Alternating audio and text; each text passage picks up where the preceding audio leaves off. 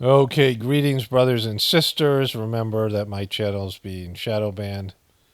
It seems like again after I made a video about Kamala Harris and also about the Olympics, and it had to pass through. I had to fix it a couple times because of copyright issues, and then it's just not being watched. And it has the whole Olympics, which it seems like a video that would be doing better than it is initially. So I assume people aren't getting notified. The whole Olympic, whatever that demonic, the whole thing is being presented there. And I want to talk about the Olympics here in just a moment again, a little bit more, the opening ceremony. But remember, my channel, you need to subscribe, resubscribe, hit notifications. There's a two-part notification process where you hit the bell and then comment. Just show YouTube you're interested in continuing to see my content, all the rest of it. The membership program, ways to support the channel. So anyways, let me just show you this first, because I want to talk about the Olympics, my personal, stuff's going on personally with me that has, the way this is all playing out. And also the Trumpers. I want to read a couple of Trump comments. And, apparently I have Trump derangement syndrome from these, Kool-Aid drinking Trump supporters.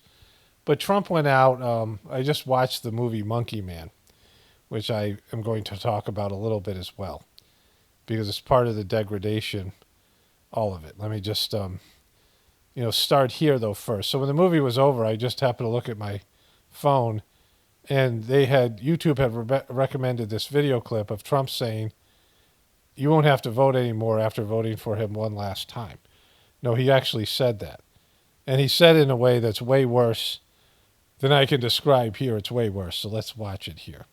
If you want to save America, get your friends, get your family, get everyone you know, and vote. Vote early, vote absentee, vote on election day. I don't care how, but you have to get out and vote.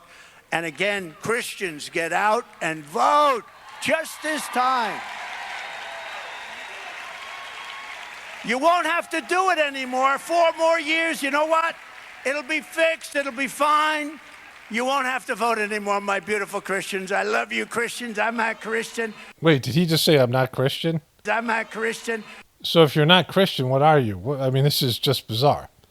Like, he just told them he's not Christian, and he's been portraying himself as a Christian. Maybe he means he's Catholic. I don't know. I don't even know. Like, he's just stupid. But this other thing is way worse. I love you. Get out. You got to get out and vote.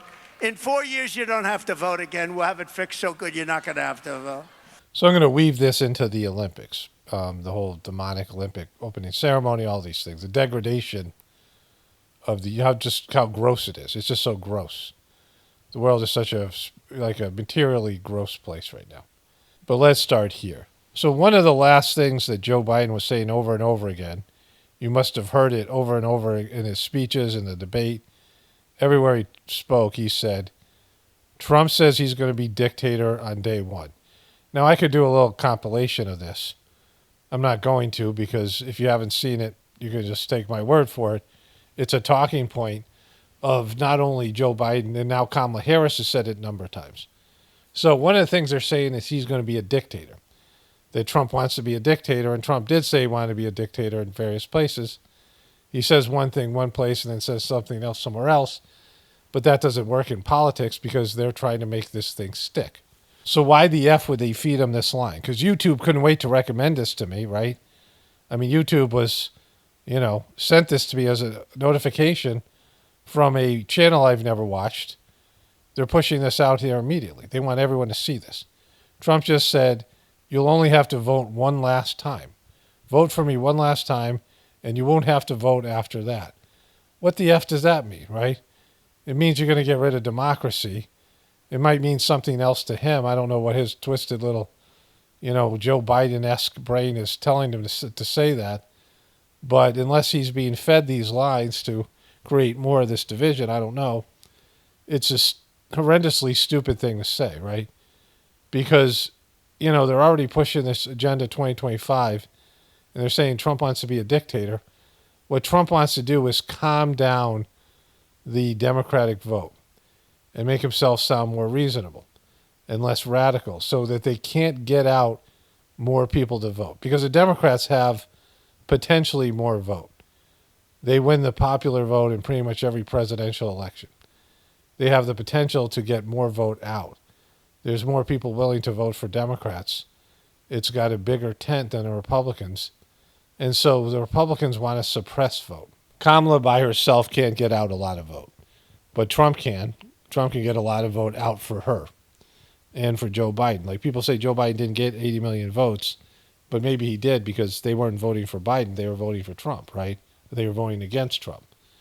And so you don't say shit like this. It's like really, really stupid. But he did. He said it. And now he's got to live with this. And there's a bunch more I want to get to. These really stupid things he's saying. He's really milking this whole, he's got a boo-boo on his ear. He's milking this thing like he has some sort of gaping wound. And then how goofy and icky he was with Netanyahu. And just all of this stuff, right? It's, it's just a horror show. And so I'm getting these comments to my last video. I don't know what I'm getting today. I didn't check the comments so far. But I got a bunch of comments. It says here, well, I'll come back to that one. It's a long one. But there's a bunch of people that have said, you are not a truther, you are a sheeple.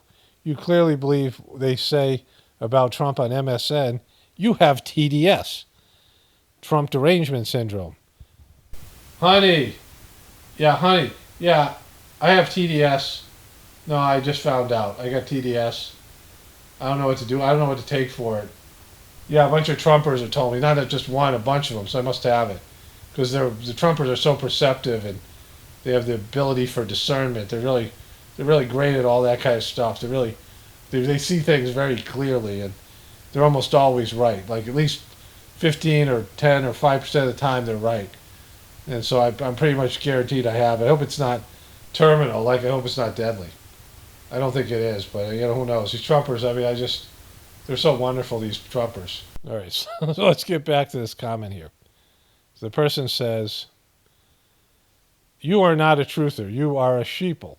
You clearly believe that they say about Trump on MSN, you have TDS. How can you think he wasn't really shot? You know someone in the crowd behind him that was shot and killed? This is what I'm trying to use victim consciousness. I'm not talking about the other people. I'm just talking about Trump. That wasn't real. That wasn't real with a question mark. You are not up to date with your reasoning. You haven't witnessed enough to make accurate conclusions. Unsubbing. So to start off with, me not believing in the official story makes me a sheeple. There's another longer comment that's very much like this one. Not written by the same person. But then there's this comment here. Pure Trump arrangement syndrome. I guess that one was supportive comment. But then there's a bunch here that people were like, TDS is strong with this one. Good luck with that. And then this final one here. There's a few I didn't. There's a bunch more I just, I only got a few of them. New York Times actually captured the picture of the bullet going through his ear, and you are pushing to diminishing how badass he acted after getting shot. He got shot because of the people like all of you spreading hate. Again, just limited people. But then this is the real long one, another one that's similar to the other one I read. And the person says this. If you're not willing to consider it's real, you're a sheeple too. Again, I'm a sheeple because I don't believe the official story. Again, that's not the right word, right? If I'm not willing to consider it's real, then you're a sheeple too. No, considering it's real is what, believing it's real no matter how much evidence somebody shows you is what makes you a sheeple, right? The evidence that it's fake is just astronomical. It's just, there's no real evidence to support that it's real. The only evidence that you guys have, the only thing going that you guys have to stand on, because if this happened to Joe Biden, you say it's fake. If Joe Biden had this exact same thing happen to him, where he looked like he came up with a bloody ear and was hitting his fist in the air and they blamed it on Trumpers and all these things, you would say it was completely fake. So it's not the actual evidence that you're talking about. If everything was exactly the same, but they just flipped the story from Trump to Joe Biden or Kamala or some Democrat, you would say it's fake. And so what you're basing your position on is that you don't think Trump would do something like this, and he totally would. He's already done things like this. Like I showed you him doing that thing like the Democrats do, where they see someone in the crowd fainting. I've showed you all of it, right? I've talked about all these things, and the evidence that I've presented is overwhelming. You just can't look at it because you don't watch the videos. And it says, it's like if somebody thinks it's real, you call them a Trumper. And if someone thinks it's fake, they're a Democrat. I have prejudice against all politicians, probably unfair, but I despise them thinking they're all scumbag liars. Anyway, I think it's absolutely clear Trump was set to be murdered. What's so uprising about that? Our government are bloodthirsty, genocidal, power-hungry murderers since the American Indian to the present. But you make it political with this BS. I just think this is clearly orchestrated assassination attempt. Like, it's just no reasoning here. But the thing that I've said that anybody can figure out for themselves. Why do you guys say that the news media and Democrats have Trump derangement syndrome? Because they talk about Trump all the time. I said this in the very video that you couldn't understand. And anybody can grasp this. You just don't want to. They're talking about Trump for a reason. If you think all politicians are evil and all this stuff is fake and evil, then why can't you grasp this? They are talking about Trump because Trump wins for them. Trump gives them power and money. Look at all the money they're raising. They're raising billions of dollars in political donations. The Democrats have been enlivened. The party was on the ropes. When Barack Obama left office, the Democratic DNC was $12 million in debt. It was disarray. They've been hacked. They had to fire Debbie Wasserman Schultz. Their best possible candidate was Hillary Clinton, who nobody liked. And then they were given the gift of Trump. And they've used Trump. He's their asset. So why would they kill their asset? Why would they kill the golden goose, right? It's stupid. They need Trump. I've said this over and over again. And it bears out because they don't have a plan B. Their plan B is Trump is evil. And so you guys all say that. And so then you can't make the leap to say, hey, well, why do they say Trump is evil? You're the guys with Trump derangement syndrome. Trump is their asset. I said this exact same words in the last video, the one these people commented to, but they can't see it. They can't get it, right? Trump is the gift that keeps on giving. Remember when Joe Biden, in the middle of the debate, was talking about abortion, which was his strongest issue, the issue that wins for Joe Biden and the Democrats. Instead of talking about abortion, he brought up how some illegal immigrant ard some woman in New York, and Trump went and visited her, and he brought immigration into abortion, which is his weakest issue. That's what Trump just did with this other thing, right? With this saying you'll never have to vote again. He's just handed the Democrats money and enthusiasm and talking points. It's really stupid of him, and he does it all the time, and he just can't keep his mouth shut. He drives his handlers crazy. I mean, again, as much as this is real, maybe it's scripted, maybe he's doing that on purpose. None of it matters. But it's just so low consciousness. Again, this is the amateur hour, the year of the amateur hour. And it's just so amateurish, just like Kamala is so amateurish. And you have these two degraded parties and degraded people and just stupid and incompetent, and it's just a mess, right? So I did this thing on the Olympics, and I was watching it, and I'm like, oh my God, this is going to be bad.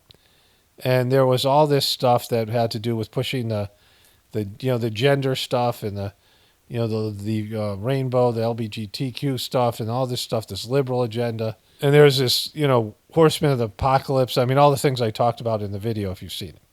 And I showed the clips. I was capturing them as I zoomed through this unwatchable ritual that they are putting on. That was checking all the boxes of evil.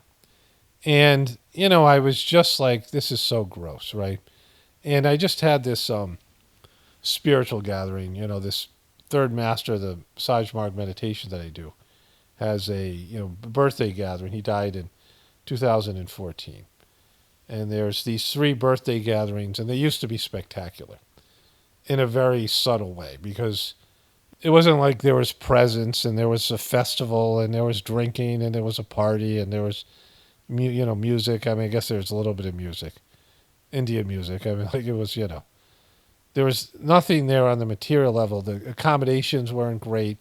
It wasn't like at the beach, or the ashrams are beautiful places in India, but the one in America was kind of run down, and we would sleep in tents, and you'd volunteer and do work. Like, you would, everyone would pitch in, and people would cook meals, and people did, various, some other people would do maintenance, these things. Everyone worked a couple hours every day. So it wasn't like some vacation, right? It was sleeping on the ground in either these large tents or smaller tents. In India, the accommodations weren't that great. It wasn't like materially comfortable. The food was okay, good, healthy food, but nothing spectacular. And so, what made it great was the presence of divinity and meditating and feeling this energy, right? But then this guy Dodgy took over, and he's a complete ass clown. He's turned the Sajmark system into this thing called Heartfulness cult, and he's like an absolute nightmare. And he's he's getting together with all these criminals. And so somebody recommended this movie Monkey Man, which stars Dev Patel, and it's an Indian movie. And I know that Jordan Peele was involved, the guy who does Key and Peele. And one of my viewers said it was really good and I would enjoy it. So I started to watch it. It's sort of like an Indian version of John Wick in a way. And it involved the god Hanuman, who was a monkey god who was in the Ramayana, who was a warrior. And this kid, Dev Patel, grew up in a rural area. And this evil guru, backed by the corrupt police, went in and killed his mom, the police chief, and burnt the village down and took the land so this guru could build basically a sweatshop. And this guru is very much like this guy, Baba Ramdev. In fact, I looked it up on the internet, and other people had made this connection, which was obvious. And Baba Ramdev was this guy called Diaper Baba. My wife named him Diaper Baba because he showed up at one of these gatherings with Daji. And he runs this thing called Pantanjali's, and he's had, basically using his followers for slave labor. He's a billionaire who pretends to be, almost like a homeless guy. And he does this belly dancing, and he stripped down to his diaper and did this weird yoga stuff. And, it really degraded the system. Like, all the people at the gathering, people from Europe and America, couldn't believe this shit that was going on. And this guy Daji has just run the system into the ground, and he's wrecked the gatherings, and, he's destroyed it in a way that's inconceivable and totally unnecessary, because he already was a rich man. He was already a millionaire that owned 7 pharmacies, right? In New York City. He had multiple properties. He had multiple houses and apartments in India. He had land in India. And he had, he was multi-millionaire. He made lots and lots of money. And yet he had to go and, poison this system that had been so wonderful for so many of us. So this gathering that just took place, and then the Olympic crap, and then Kamala being so degraded, and, Kamala has a, Indian background herself, and, this whole thing, the degradation of humanity and just how gross it is, right? But I'm watching this movie, and I'm like, where did they get the money to make this movie? Because Indians wouldn't watch it. It was too degraded. They have prostitutes, and there's drugs. And, India is a very conservative place where the Bollywood actresses don't kiss. Like, they don't have kisses in their movies, right? They do a lot of dancing, a lot of singing, a lot of, it's Bollywood if you've ever seen a Bollywood movie. It's coquettish and, it's very conservative, right? And this movie is definitely not one of those movies. And I'm like, where do they get the money for it? And so the guy gets shot, and he falls into this dirty river, these rivers where there's human waste and pollutant. I mean, there's some of the polluted parts in India are just, gross. He falls in this river, he wakes up, and these people are helping him, and it's a colony of transgender people. And I'm like, oh, this is where they got the money. And the transgender guy is like a guru, and he helps the guy. He gives him some hallucinogenic and helps the guy, confront his past and turns him into a warrior, and they come and be these warriors. And and I'm watching this, right, and I'm like, the Indians would not like this at all. Like, it wasn't even released in India, this movie, right? And it was a pretty good movie to whatever extent, but they always have to put something like that in there, right? It's just the way it is now. And just like with the Olympics and the opening ceremony, and I was thinking about how the kids growing up don't know what it was like before. There's a certain age of people, maybe younger than 20, I don't know what it is, who don't understand what the rest of us grew up with. And it wasn't great, like I said in the end of the other video. It was still immoral and materialistic and degraded, but nothing like it is now. And that's what it is, right? And so for these Trumpers, going back to this Trump thing, right? What I said in the title of my video, if you're not willing to consider that Ketchupgate might be fake, you're not a truther, you're a sheeple. And that's a true statement, because being a sheeple is somebody who, even with all the evidence that tells them that something's fake, or tells them something, whatever it tells them, whatever evidence is available, it's even just considering it, considering the possibility that this is fake, considering the possibility that, Trump is a crisis act, all the things that I've said. Just think it's a possibility. And if you don't think it's a possibility because Trump is Trump and he's your savior, then he could do no wrong. And even if you think he did wrong, you'll justify it one way or another. And that's very dangerous. Like, you're a dangerous group if you're a Trumper and that's how you feel. Because he's not somebody that you can trust, but even if you could trust him, that's just not, everybody has to perform. Everyone, even if you're a saint, because saints can fall. You can have your moments of weakness, and people can understand that when you have a moment of weakness or whatever, or you have a character flaw. But when people deny that under, every possible circumstance, and then give support to somebody despite their obvious flaws that Trump has, then you're a dangerous group, right? You're unbalanced. You're just a huge part of the problem. Because Trump ain't a savior. He said himself he's not a Christian. And the Christians are calling him Jesus. And they're thinking about him like he's Jesus or whatever. But he had a boo-boo. I'm going to show you the stuff now. But, he had a little boo-boo. I mean, the official story is he had a little boo-boo. I'm saying he didn't have shit, but, you guys believe that he has a little boo-boo. And he made such a big deal about it, took a hospital visit, all these things. I was telling my wife a story. I want to get into the other stuff here. But I remember this story. So I got a job with Poland Springs Water Company. They sell spring water, and we had coolers. They had water coolers, and people would rent the coolers and rent the water bottles. And, I worked with them for a period of time. And I got a job with my friend Carl.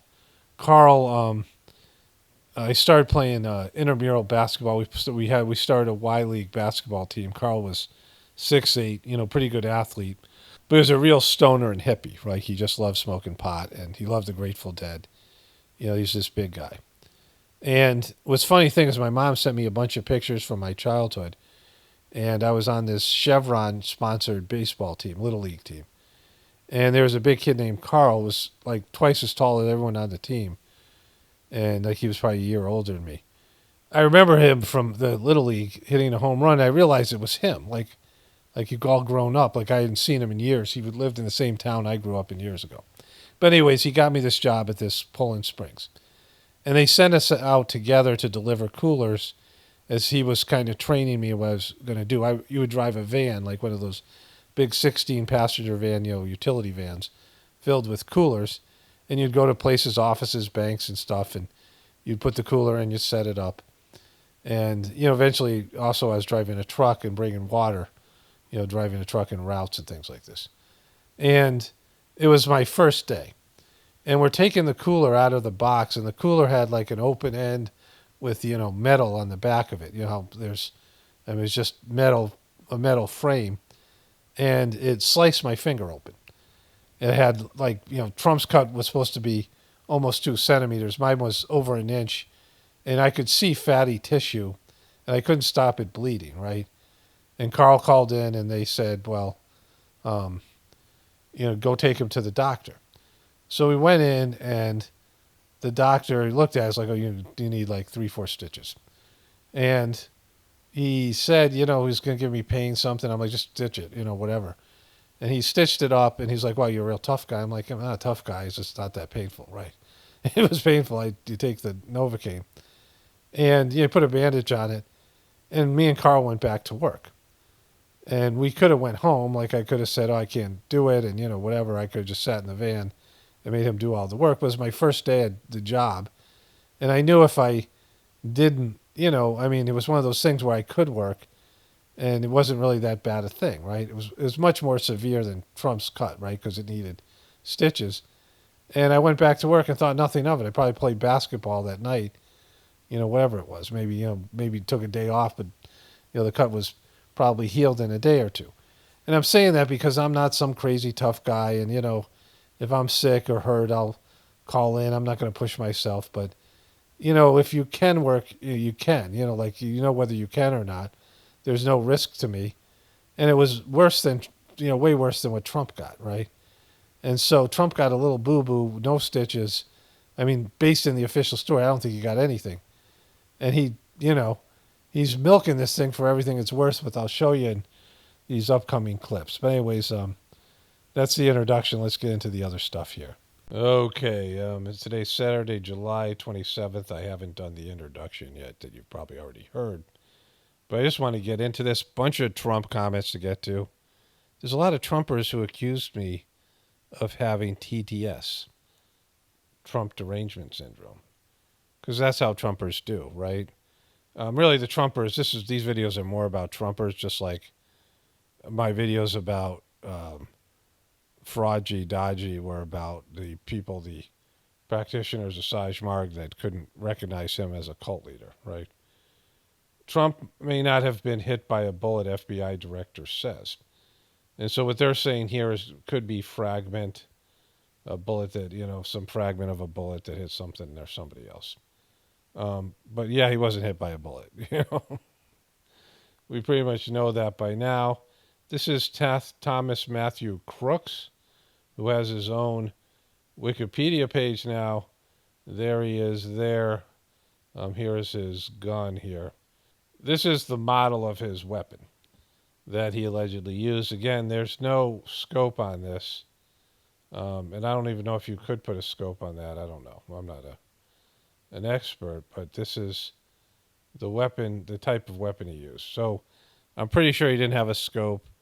I got sent something about that guy, the health ranger, who's an Alex Jones shill, talking about how he didn't believe with all the evidence that he saw that this guy fired a shot and he was just a patsy because the gun was laying 7 feet away from him after he was shot, which, he didn't just solely throw his gun in, whatever it is. That guy sucks because he still believes in the Trump assassination, whatever it is.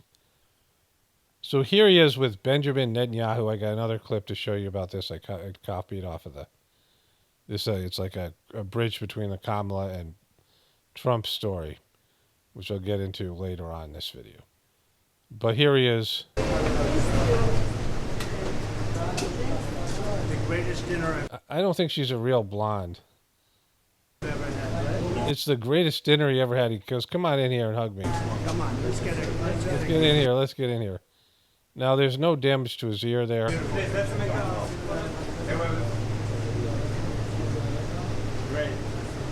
What nationality is she? You remember Trump felt he betrayed him when he started to kiss up to Biden. Okay, so there might be a bandage there. I'll blow this up. He still might be wearing his bandage there. But we'll have a better picture here when... Okay, so hopefully we'll get some more pictures that are a little bit clearer than this. So I don't think that's a Band-Aid there, and there's still like a ridge to his ear. So I don't see that there's any damage here, right? I don't think there's any damage to his ear. So this is, a couple weeks after, today's Saturday, so, or today's Sunday, so this happened, I think, Thursday or Friday, so almost 2 weeks in. He's finally taken off his bandage. And there's some more video clips I have, maybe some that are more close-ups of him. And I'll actually search this as well. But in that picture, it doesn't look like he has a bandage. So there's no damage. It's like he had a boo-boo, right? We'll get into that in a bit. And here again, look, there's no damage here, right? There's just the ridge of his ear. So there's nothing. There's no chunk taken out, right? There wouldn't have been because it was a minor. It was a boo-boo. And so he's going to go and he's going to talk about this more in these recent speeches. He's really milking this thing. He's going back to the site of the so-called assassination, and so look at he's got Netanyahu's got a flag of Israel and America together.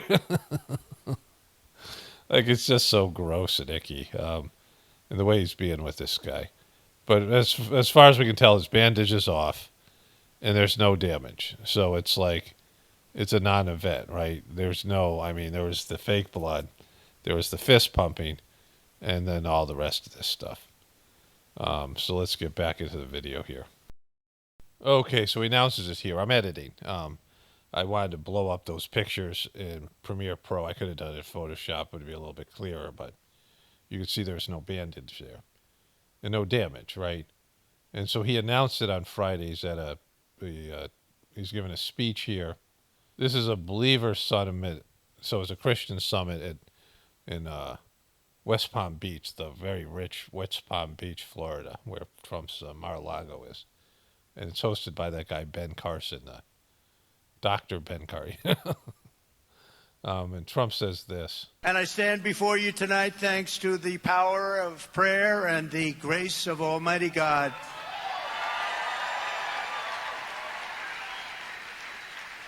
As I think you can see, I've recovered well and, in fact, just took off the last bandage off of my ear. I just got it off. I took it off for this group. I don't know why I did that for this group, but that's it. I think that's it. I hope that's it. So he took it off for this group, and he doesn't know why. Like your doctor didn't say you can take it off because it's healed. It's been 13 days, almost 2 weeks. It was on Saturday 2 weeks ago now. So today's Sunday. So today's Sunday, July 28th. So it was the 26th. He takes off the Band-Aid. And so he took it off because it didn't need a Band-Aid the whole time, right? He'd been using it as a prop to remind people why he's shot, that he was shot. And he's putting his hair over his ear so they can't see that there's no damage, because there is no damage. Like his other side, his ear is more exposed, which I've seen in these pictures. So the guy is, but Trump took off the bandage the same day, Friday, with Netanyahu. He didn't need it. Like he didn't need it at all the day after. He didn't need it at the convention. There was no stitches. And so, I mean, he put this big-ass maxi pad on his ear the day of the convention, and it turns out that his own doctor called it a 2-centimeter scratch. I mean, it was the bullet grazed him at most. And so now they're saying possibly a fragment, like they're not even wanting to call it a bullet anymore. And he wasn't really bleeding because he stopped bleeding as soon as he stood up. So they sprayed some fake blood on him, right? I mean, the whole thing is just silly. And so, this thing with Netanyahu is really bad. Like him celebrating this dinner while these Palestinian kids are dying. And then, there's more to that. We'll get back into that because that's a big part of this as well. But Band-Aid Gate is now officially over. At least, it's been resolved that it's all fake. Because he said, I just chose to take it off today.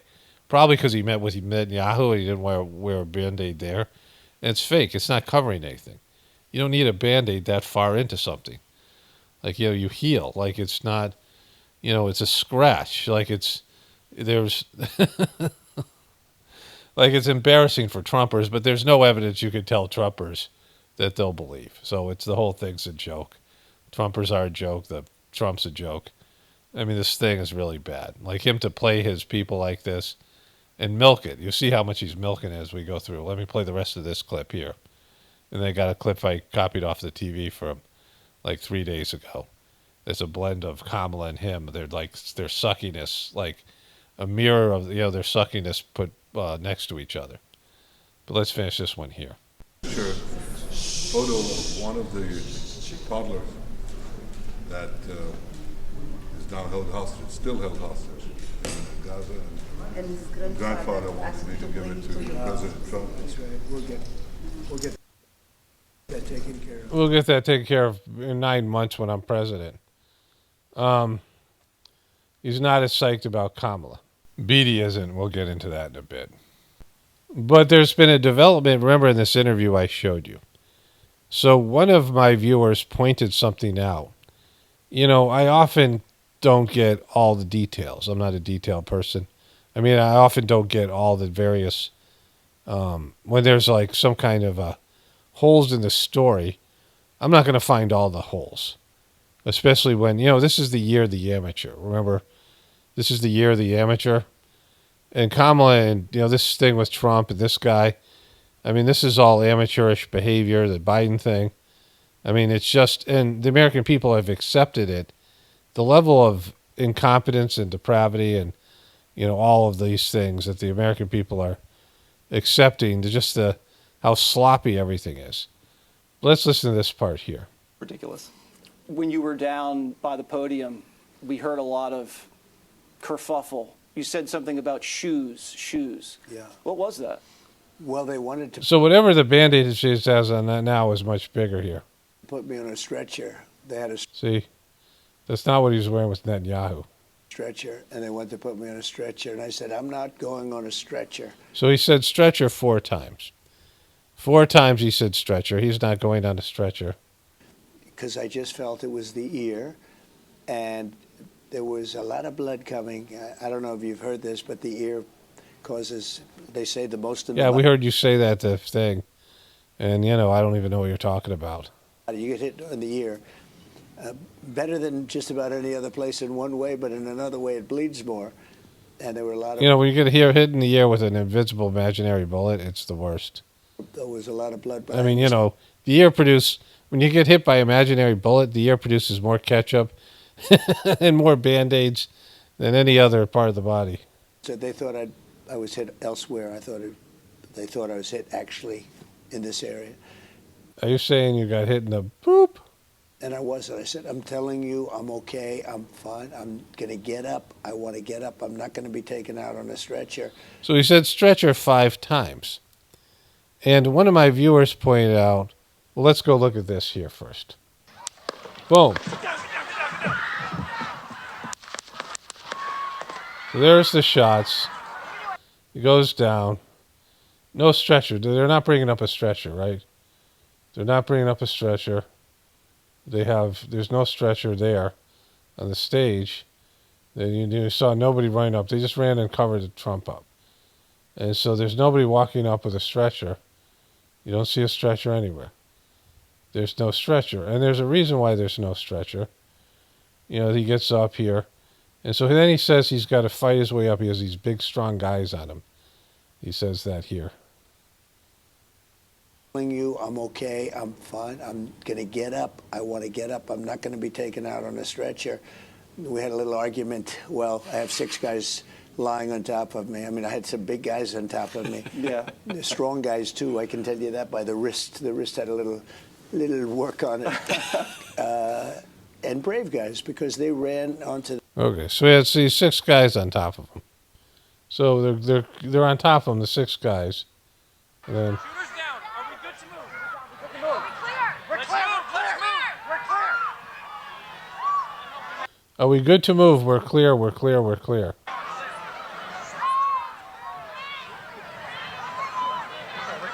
on. Let me get my shoes. Let me get my shoes. Sir, I got you, sir.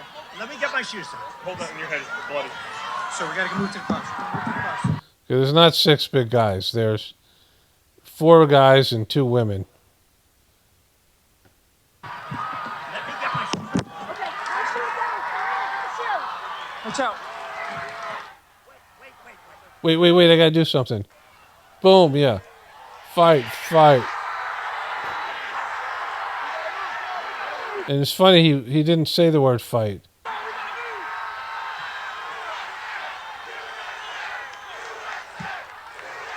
And he keeps on doing it.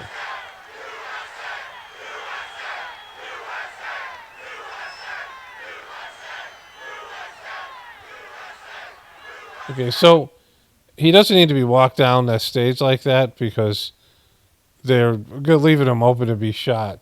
And he's only hitting the ear, and he's not even hitting the ear. They keep saying, he's a threat to democracy. I'm saying, what the hell did I do for democracy? Last week, I took a bullet for democracy. Okay, so this is what the viewer said. Where's the ambulance, right? And when I read that comment, I said, yeah, how could it be getting in the stretcher? There's no ambulance. I mean, where's the stretcher coming from? Why would they even have a stretcher there? And, you know, they're not going to lay him down the back of the SUV. He's too big for that. The stretcher's not going to fit. And so there's no stretcher. I mean, the whole thing is just goofy. Like, he's telling a story about how there's a stretcher. Well, why would they have a stretcher there? And why there's no ambulance? And they're like, this is all blocked off. Getting an ambulance would take 10 or 15 minutes. I mean, what would have happened, like I said, they would have kept him down. They would have cleared out the crowd. They would have gotten everyone out of there so they could see there was no shooter. Then they could get him into the car, especially since it wasn't like he needed to go to the hospital. As soon as they saw, but him getting up, I mean, this was just not what Secret Service. It's like so many bad decisions and things that Secret Service agents would never do or should never do. They put him at risk multiple times, and he's, doing that. I mean, it's just such a stage thing, right? Like, it's embarrassingly bad.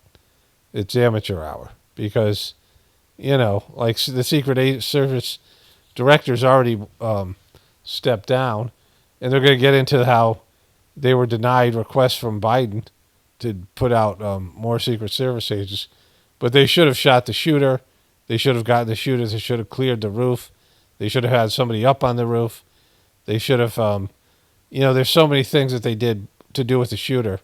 The guy had a rangefinder out. I mean, he was up on the roof for a period of time with the snipers having the guy in their scopes. They let the guy get off shots, which they should have never done. And they could have, even Trump said, in this interview here. And I was down, and I said, let's get going. Come on, let's go. They were saying that.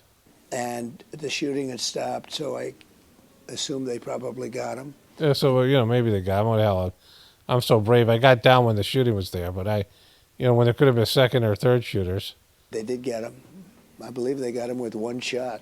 One shot from an unbelievable shot. Now, if he would have done it earlier, maybe doing it early is hard because it's hard to shoot somebody when you're not 100% sure. He's 100% sure, but the guy pulls out a gun. There's no, what are you talking about? He gets cleared to shoot the guy. There's a guy on the roof with a gun pointed at Trump. He's pointing the thing. He's looking for Trump. The guy had to take some time to get Trump in his sights, and they had the guy in the sights the whole time. The roof was very easy. The rooftop where the guy was very easy to see.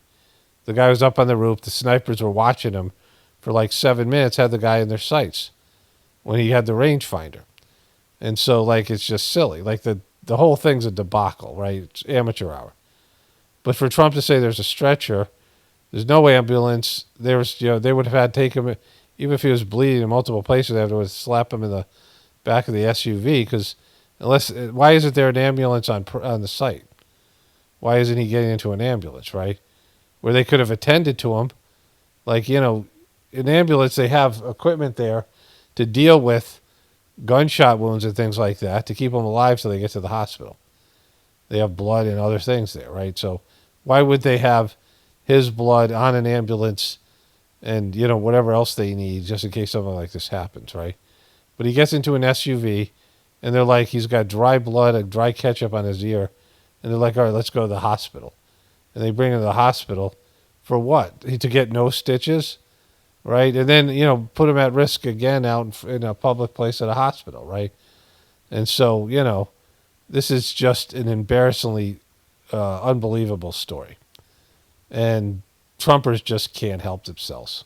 Okay, so I got a great segue here into what I'm about to show you. It's the beginning of either MSNBC or CNN news segment, the beginning hour, they give a little, all the preview of what they're going to cover, and it has Trump and Kamala both sucking epically on Israel and more.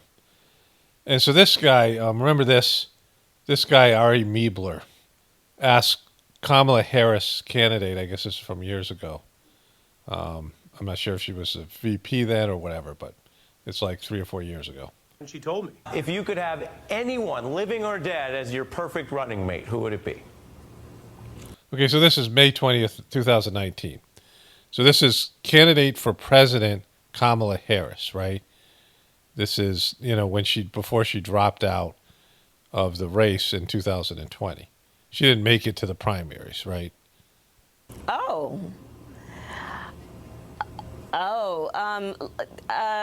Muhammad Ali.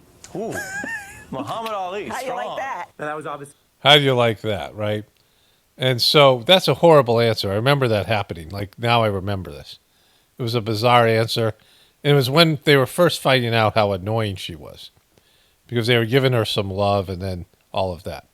But somebody left a comment about Muhammad Ali Ali's face became gradually more masked, his speech more hypophonic, and he developed the classic late-stage symptoms of idiopathic Parkinson's disease, including stooped posture, shuffling steps, posterior instability, and falling.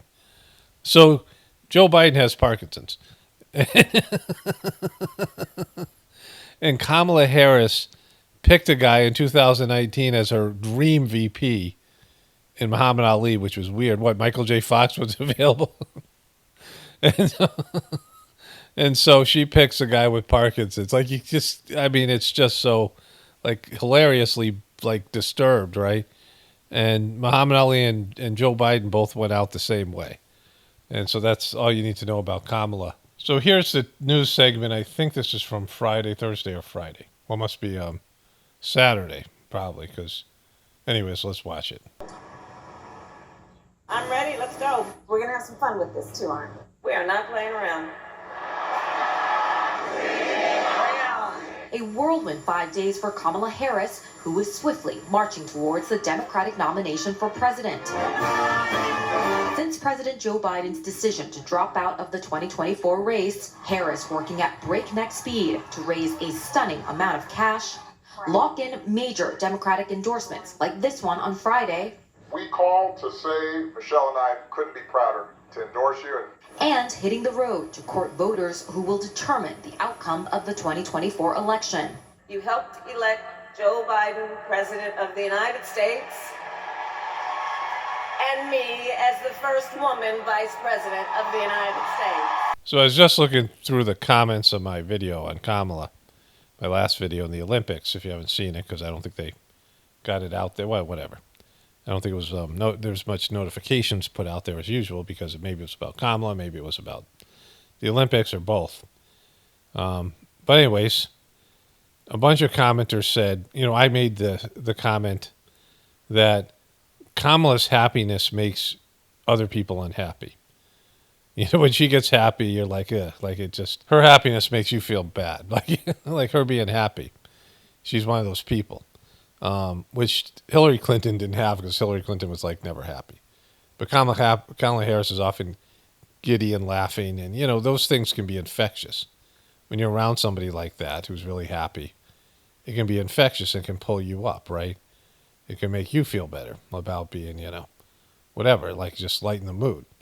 But she's the opposite of that. Her happiness creates unhappiness around her, and so many people reacted to that comment. And she's just so sucky. I forgot how, it's something that people are going to pick up on. Democrats, independents. The more she talks, the more they're going to get bummed at her. She's just not likable. And she doesn't get it. And she's so giddy right now.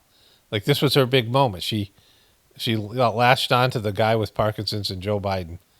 And she waited until this was her big moment, and she hasn't. This is her...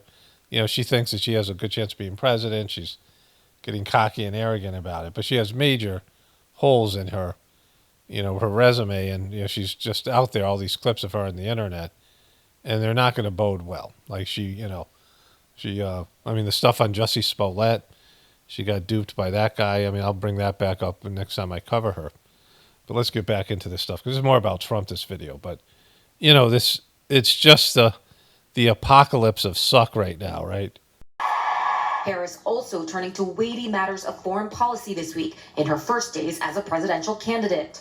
Welcome, Mr. Prime Minister. The vice president meeting with Israeli Prime Minister Benjamin Netanyahu at the White House as U.S. officials are pushing to try to finalize a ceasefire agreement.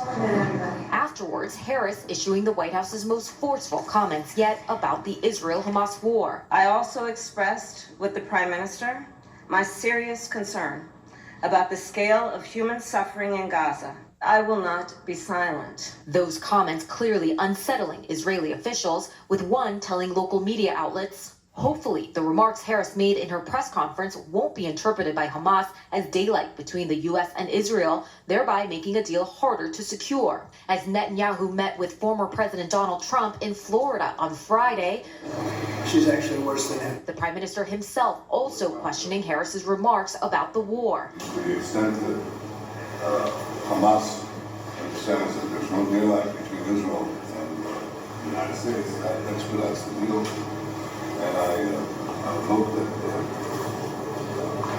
those comments don't change that. I got a few more clips of Trump being atrocious on Israel. I think they're in the next clips I'm going to show you. Well, they will be because I'll just put them. And so I'm not going to talk about Trump's horrific, position on Israel, his blank check. But Israel, they're killing, there's, I don't know how many Palestinians are dead now. I'll check that before by next, whatever it is. But it's over 20,000 kids. And I turned on the news last night, and bizarrely enough, not bizarrely, there was some woman on there, and I don't know because the Olympics are on, and she was weird, really weird. I think it was MSNBC, it might have been CNN. Very woke, very liberal. And she, very nervous and whatever. But she was talking about a young girl's injuries in Gaza. And it was hard to listen to, what she had suffered because of bombs and whatever it is. What her physical damage was. She was 4, 5, 6 years old, young kid. And she brought a doctor on, and he said the first 2 weeks of Israel assaulting the Gaza Strip was like zombie apocalypse. And, it's horrible. And Kamala's giving the minutest little bit of pushback, right? She talked about how she's pro-Israel, and so she believes Israel has a right to defend herself, all the stuff that, they say, these politicians. She gave the slightest bit of pushback, and Trump and Netanyahu are setting in on her like she's some radical pro-Palestinian protester, right? That's how bad it is. And, Kamala being right on something and Trump being so wrong. The vice president's office quickly rejecting that suggestion, with an aide to Harris telling CNN in a statement Friday, "I don't know what they're talking about." President Biden and Vice President Harris delivered the same message in their private meetings to Prime Minister Netanyahu. It is time to get the ceasefire and hostage deal done. Meanwhile, the prospects of the next general election debate now up in the air. Harris saying she's eager to face off against Trump in September. Yeah, I'm ready to debate Donald Trump. But the Trump campaign refusing to commit until they say the Democratic nominee is confirmed. Harris's top surrogates mocking that move. Y'all see, he's backing out of the debate now. He's afraid to stand toe-to-toe with our vice president. Pam. All right, and Jay Lee, thank you so much. And now let's turn to the surprise Trump campaign rally that is apparently in the works in the same city where the former president was targeted by a would-be assassin. CNN's Kristen Holmes is in Florida covering the Trump campaign. Kristen, what do we know about this Butler rally? Yeah, that's right, Pamela. We still don't have any details as to what this is actually going to look like. Just moments ago, he posted on Truth Social that he was going to hold another rally honoring both the firefighter who lost his life as well as several of the victims in Butler, Pennsylvania. Still unclear if it would be at the same location. I will be going back to Butler, Pennsylvania for a big and beautiful rally, all in caps, honoring the soul of our beloved firefighter hero, Corey, and those brave patriots injured 2 weeks ago. What a day it will be. Fight, fight, fight. Stay tuned for details. And so, the guy is going to milk this thing for everything it's worth. Remember he said at the convention. He was going to only tell his story once. He's only going to tell his story once because it's so painful. Then he told it a few days later in that interview. He told it with more detail, and he keeps on telling it. And the story that he's telling is fabricated, based in video evidence and everything that we know. Like the story that he's telling is not true. He's already made up things, blood on his hand, which didn't exist.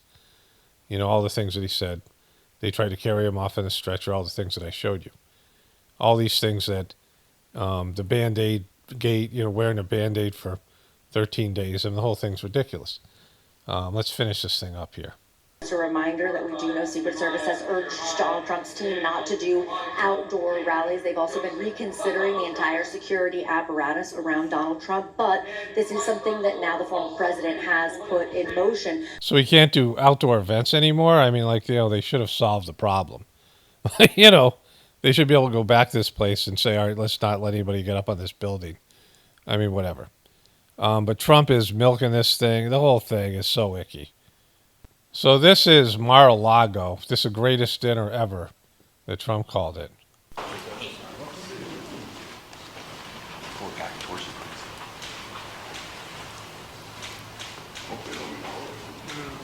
Do you guys got any light in there? Like, why is it so shadowy? No, you never know. Hello, everybody. Hey, sir. How's your ear that didn't get hurt? Is it you or is it? Can you tell us what you talked about? Yes. Just general. We talked about the hot dogs. Talk about What kind of Illuminati shit is this? Mr. Prime what we're having Minister, for lunch. could you tell me, Mr. Prime Minister, how Kamala Harris's remarks yesterday might have impacted negotiations on a ceasefire deal? Well, we're trying to get one. And I think to the extent that Hamas understands that there's no daylight between Israel and There's no daylight in the room, bro. the United States, that expedites the deal. You're in Florida, like it's the brightest place. I mean, And I would hope that those comments don't change that. Mr. President, do you have any reaction to Kamala Harris's remarks yesterday? Say it. Do you have any reaction to Kamala Harris's remarks yesterday after she met with the Prime Minister? No, I have no remarks. She's a radical left person. San Francisco, destroyed San Francisco. She's really a destroyer. She doesn't know how to build. And I think her remarks were disrespectful. They weren't very nice. they weren't very nice. Trump is going to give Israel a blank check. We'll get into that in a moment. Pertaining to Israel, I actually don't know how a person who's Jewish can vote for her, but that's up to them. But she was certainly disrespectful to Israel, in my opinion. Mr. Trump, has your relationship with the Prime Minister repaired at all? No, it was never bad.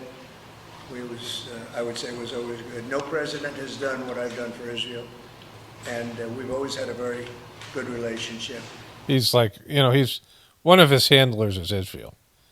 And I've said that forever. This was Trump when his years were, well, his years are the same. He was the first sitting president to visit the Wailing Wall. So he went to the Wailing Wall and go to the Wailing Wall. So come on. No, he doesn't. He's with his son-in-law, Jared Kushner. And so no other president did this when they were president. They did it beforehand. He walks up. Here he goes. Get in that wall, Trump. Do it. Yeah, do it there. Get on your knees. Service there. Hump it like they do. You know, they hump the wall there. They've showed you that. They're humping the wall. They thrust their pelvis into the wall. It's a thing. And so this is your guy, right? This is your frickin' guy. This is your so-called, savior, right? And he bows before Israel and the economic system. This is where they thrust their pelvises into the wall. This is their thing here. The pelvic thrust. Humping the wall, humping the wall, humping the wall. You know, so that's what's up. So back to this unbelievably dark room in Florida, Mar-a-Lago. And if I didn't, I have a secret weapon. You know what it is? Sarah. sitting right over here. I have Sarah. As long as I have Sarah, that's all that matters. Do you feel like after this trip, Mr. Prime Minister, we're any closer to a ceasefire deal? I hope so, but I think time will tell. We're certainly eager to have one, and we're working on it. Are you sending teams to Rome? Sorry? Are you sending teams to Rome to Yeah, continue those we're negotiations? dispatching the team probably in the beginning of the week. Can you tell us the status of the hostage negotiations? I think there's been some movement because of the military pressure that we exerted. I hope that there'll be sufficient movement to get the deal completed. You mean you can't get them back? Like, come on. Very tough. That's a very tough situation, the hostages. They have to be given back immediately because there can be no way that they're in good shape.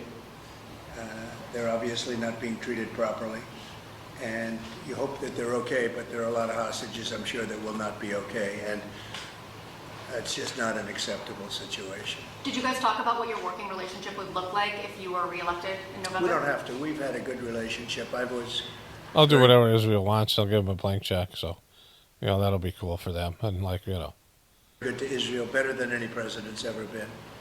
And we did so many Golan Heights. We did Jerusalem, the capital. We actually built the embassy at Jerusalem, and the Iran nuclear deal. Unfortunately, the Biden administration didn't do anything. We terminated the Iran nuclear deal, which was a tremendous thing, maybe the best thing that I did for Israel, but unfortunately the Biden administration didn't do anything about it. We could have had a deal 1 week after the election. We would have had a deal with Iran, and everybody would have been happy. But they didn't do anything with it. We had all the cards. Iran was not using terror at all because they didn't have the money. Under the Trump administration, we gave them no money. They didn't have money. Nobody was buying their oil. And now they're a rich country. So it's too bad. But we would have had a deal with Iran, and it would have been a good deal for everybody, including Iran. It would have been a good deal, but it would have saved the Middle East. The Biden administration, now she's taken over, and she's worse than him. She's actually worse than him. So we'll see how it goes. But if it all works out, if we win, it'll be very simple. It's all going to work out and very quickly. If we don't, you're going to end up with major wars in the Middle East and maybe a third world war. You are closer to a third world war right now than at any time since the Second World War. You've never been so close because we have incompetent people running our country. Thank you very much. So here's a little fear there, Trump. So he goes to Bitcoin here. Hello, Bitcoiners. You Bitcoiners, you stupid Bitcoiners, you. Thank you very much. Hello. It's good to be with you. It's good to be with you. I love Bitcoiners. So, Secret Service just told me, sir, would like a little more time. I said, you take all the time you want. Because I got, the Bitcoiners are, they like to shoot airs too. Can take 2 hours, 3 hours. The hell with the people that have been waiting. Hell with Bitcoiners. Yeah, but I'm sure they don't mind either. But it is a great honor, and a lot of things are happening in the world. We just heard, you probably heard, that Israel was just attacked, very severely attacked. And Hezbollah looks like... So I guess the deal's off the table, and they're screwing Kamala on this, right? Because, she said those remarks, and then within hours, Israel ordered Hezbollah to do some more, attacks and to escalate the situation.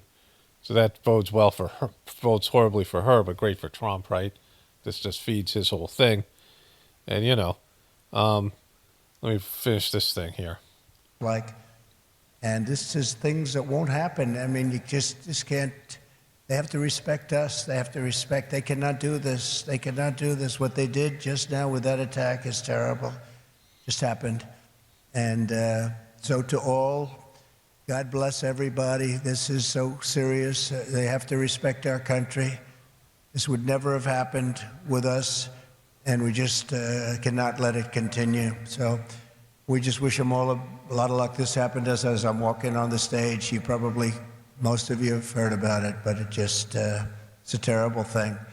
But I'm thrilled to be here in Nashville to become the first American president. So you can see there's no Band-Aid here. We'll blow this one up as well.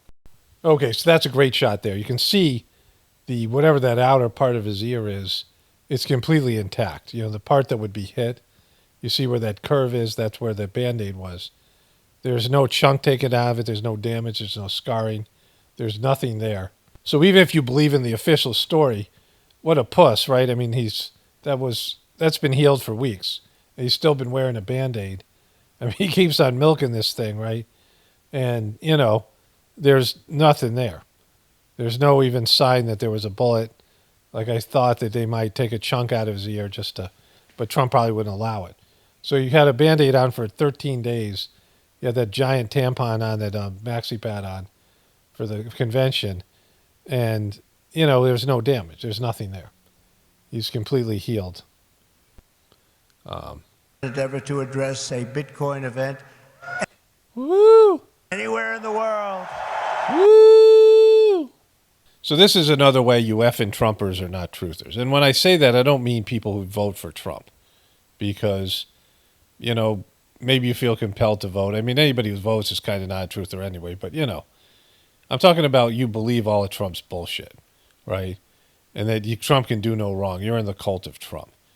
And if you're that guy, if you're that person, you know, it's you can't be a truther, because you cannot support Israel and their genocide, but Israel in general, and be a truther. Israel, again, you know, there's lots of people in the truth community who blame Jews and Israel for everything. They think they're controlling the world, and there's a whole thing, right? There's a whole contingent of truthers that just hate Jews and talk about Jews in a disparaging way. And it's all people. It's not just the people in power, but it's all Jewish people, right?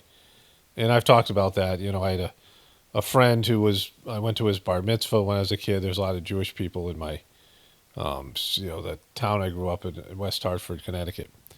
And, you know, I had a relationship with various Jewish people, friends and things over the years. The guy who introduced me to Sajmarg meditation was a Jewish hippie, right? Like, I went to India. Of course, he wasn't practicing his religion anymore, but, you know, he was from a, you know, Jewish family.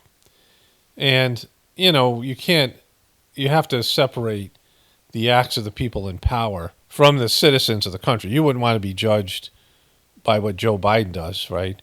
Or Trump, for most of you, or anybody. Like, you wouldn't want to be judged by our government. When you go foreign, be a place you go overseas, you want to be judged by the, you know, American bullshit they put out there, right? Patriotic crap. You know, this USA stuff that I covered with the Olympics. You know, maybe you would. I don't know. Maybe you're into it. I don't know. But you don't want to be judged by the horrible, evil acts of your country, even though you're a part of it and you're contributing. You're against it, right? You don't believe in it. And so that's something, I mean, there's a group of people on Facebook called Israeli Voices for Peace. There's a couple of them. And, you know, I've liked those pages, and once in a while I get notifications from them. And these are people who are concerned about the treatment of the Palestinian people who are Israeli citizens, right? So there's that. But the government itself and Netanyahu and what they're doing to the Palestinians and what they've been doing for the Palestinians for a long time, and what they've been doing to America in terms of taking money, right, getting money and, you know, using that money to buy politicians and get, you know, this really cushy deal. Like, we're paying so much money as our taxpayers to Israel, right? Like, they're one of our biggest, like, on welfare. They're like American welfare, like, you know, now, like what's happened with the Ukraine. And, you know, Israel has its influence and its evil influence. We saw it with Kyrie Irving. We saw it with, you know, all these things. And truthers know this. Every truther knows that Israel is not our friend and not a part of the, you know, it's a bad country doing bad things. And there's lots of bad countries, you know, but this is a particular relationship where Trump is owned and going to give them a blank check. And he's not dealing with what Israel's doing to these Palestinian kids, right? They're saying now it's just under 40,000. And I think it would have been that for a while. So I think that's, you know, but 40,000 with at least 18,000 of those being kids. And then Israel having much less. And, you know, this is something they've wanted to do, right? The Palestinians don't have an army. When you don't have an army, I said this in the beginning, you don't go pick a fight with a bear or a lion or a tiger or something like that, right? Dragon or a cop, right? You don't walk up and punch a cop in the face, you just don't do things like this, right? You don't go to war against somebody who's like Shaquille O'Neal, some monster, some person who's physically bigger and stronger than you in every possible way. If you know that something or somebody can kick your ass, you don't fight it, right? Like, it's just stupid. You don't pick a fight with a bulldozer, right? You get out of the way. If car's coming running at you, you don't be like, hey. Even Trump getting down on the ground when bullets are flying. That's what you do. Bullets are flying, and you got to frickin' cower because, you don't want to get shot. Like, you don't go up to a beehive and kick it, and if you do, it's, you're a crazy person, right? You have no no self-preservation instincts. And so for Hamas to go out and try to fight Israel is stupid. Like, they have no army. They have no ability to fight them. Hamas is an Israeli asset. And Israel wants the Gaza Strip. They have all this oil and natural gas off the shores of Gaza. It's which the Palestinians can't use because Israel won't allow them to develop it. It's beautiful beachfront property. It's on the ocean there. And it's part of what Israel thinks is promised to them by God. It's part of the greater Israel, which I've talked about over and over again. And so they're the aggressors. And Trump, who has been pretty good on wars, he's just so owned by Israel, and he'll give them anything. And this is another example of that. Like, he's owned by Israel and the banks and the Wall Street. Those are his handlers. Those are the people that are, propping Trump up. And that's a powerful group of people, powerful lobbyists. And he says it all the time. Like, he's been the greatest friend to Israel of any president. And every president's been a friend to Israel. So he's the biggest shill for Israel. And you Trumpers, you're ridiculous people. You can't be a truther and a Trumper. It's two groups that are mutually exclusive. Trumpers and truthers are mutually exclusive. You can't be in both categories. You can only be one. If you're a Trumper, you're a frickin' sheeple. And I want to go back to this Trump derangement syndrome that Trumpers say. Anything that excludes people, that's what they do to us truthers. Oh, you're just a crazy conspiracy theorist. It's dismissing your point of view. And so you could say I was wrong, and I'm not. It's overwhelming. But in terms of the evidence that I've presented and all the things, going to the WWE shit that Trump rolled out, he's not hiding it, right? Trump's too gaudy. He's too over the top. Like, he isn't even, all the things that I've shown you. And on these past videos about the shooting being fake and staged and Trump being a shill. All the stuff I've showed you over the years and other people have, right? The evidence, Trump gives you the evidence. It's not hard to find. He actually tells you straight. He looks you in the frickin' face. He looks you in the fucking face, and he tells you what he is every time he goes out and speaks. He tells you how narcissistic he is. He says he's not a Christian, and yet he's pandering to Christians. He tells you how much of a supporter of Israel he is. Israel. He is. Those words were blending together. And all of it. And he tells you. And so, we could be wrong, but it's something you have to consider. You can't dismiss it by saying, oh, you have Trump derangement syndrome. That's what cult members do. Because you can't look at the evidence objectively or even subjectively and say, yeah, there is a case to be made here. And that's what I was saying in the beginning. You're not a truther if you can't look at this and say, okay, there is some evidence that supports the idea of this being fake. And there is. Like, there's lots of evidence, right? The evidence of being real is just the mainstream story. And it's falling apart all the time. The mainstream, the official story is falling apart all the time and changing. And they're not even really covering this.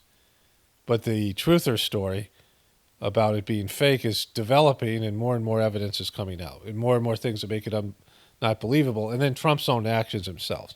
So let's get into it, because he's doing some Trumper shit here. Let's get into what he's doing here. I'm going to miss Jill's 70-year-old hooker look. So there's Joe Biden there. But this is what I want to get into first here. Let's make this bigger.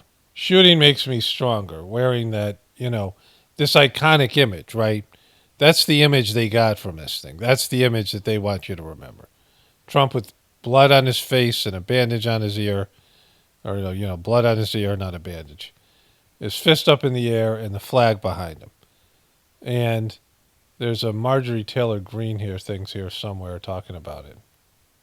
Before it happened, the flag above got blown in the wind and it got tied into literally what looked like an angel. Did you see that video? I didn't see it. Oh my gosh, you guys have to find that. It was truly, it was like an angel coming down, and it was the American flag tied. They had to bring it down, and all the people in the stands helped unravel it, and it was literally before he came out on the stage. Right before he came out on stage, it was tied into an angel. The flag got tangled today at the Trump rally before Trump came on stage. Looked like an angel. There it is. So there's the wing. There's one wing. There's two wings. This is half a body. Somebody blew off did the shooter blow off this angel's head? There's no head on the angel. It's more like a bird, right? Because, still it's headless bird. I don't know what this shit is here then. I'm not sure why they would post a flag on two different wires. Tangled U.S. flag resembling an angel was internet convinced Trump was protected by God. That's the event there. There he is. Fight, fight, fight. There he is. Fight, fight, fight. Yes, throw the punches, Trump. You got fake ear. You got ketchup on your ear. Somebody wiped that ketchup off his ear. Was it divine intervention? A striking image of a tangled U.S. flag appears to resemble an angel, as the internet convinced that former President Donald Trump was protected by higher power when a deranged shooter tried to assassinate him at a rally in Butler, Pennsylvania, Saturday. Video. My kids used to say butler as an insult. Don't be a butler. They figured that, this. So there it is. It's video shared on Old Glory, twisted into a distinctive silhouette, sending attendees and social media commentators into a spin. Flag got tangled today at a Trump rally before Trump came on stage. And there it is. And then that happened right there. See, this is a good picture here. This is not a wound. Where did it hit him? Where did this bullet hit him? Did it hit him here? Are they saying? Did it hit him here? Like if it hit him here, it would have hit him here, it would have blown through his ear, right? Like it didn't, there's, right here maybe they're saying. It just barely nicked him. There's no real damage here. They just put some fake stuff on his face, which dried almost immediately, rolled down into his ear. There was this. The blood was dry. There's no blood anywhere on his collar. This is a wonderful picture here. This is one of the better pictures. No blood on his collar anywhere. A tiny bit of blood on his hand. So it's like somebody squirted him here and it rolled down. But it dropped from his ear to his face, missing this part of his face, and then into his mouth. And so then he goes out and does his thing. But we know that there's no cut here. There's no stitches needed. There's nothing there. His ear is completely intact. And so, just an absolute joke. And then they rushed him to the hospital like he had a little boo-boo here.